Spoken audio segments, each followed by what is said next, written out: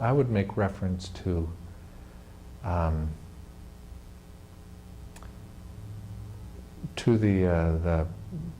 the teaching and the Petrine ministry of Pope John Paul II of happy memory.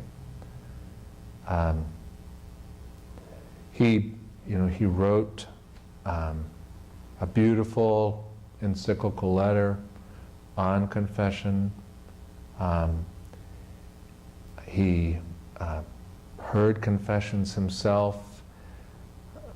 He established I'm going to get in trouble here, the Sunday after Easter to celebrate the mercy of Christ. But two things that I would focus in on. One is two phrases that he repeated again and again and again. And from the very first day that he was elected, probably until the day he died. Do not be afraid. Do not be afraid. Do not be afraid. And fill in the blank of what? Well, do not be afraid of going to confession. Don't be afraid of God.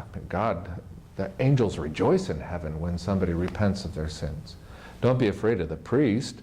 He's heard it all before or has had to confess it himself before. And besides, the priest is supposed to have the mind and heart of Christ who rejoices. It's said in private to one person who is bound by secrecy, do not be afraid.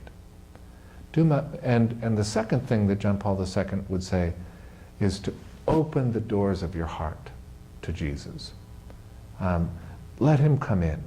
Let him bring his mercy. Let him bring his forgiveness. Let him bring his love. Let Jesus come into your heart.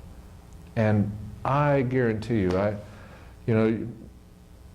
people will tell others who are afraid of going to confession of what it's like afterwards, but you really can't appreciate it unless you try it. But coming out of confession is just like, coming out of, what is that surgery where they liposuction? You might have gone in weighing 300 pounds, you come out weighing 150. You just feel like you could, like you're walking on air. It's such a wonderful feeling. The burden of sin is lifted up. The reconciliation with God himself and with the body of Christ, the church.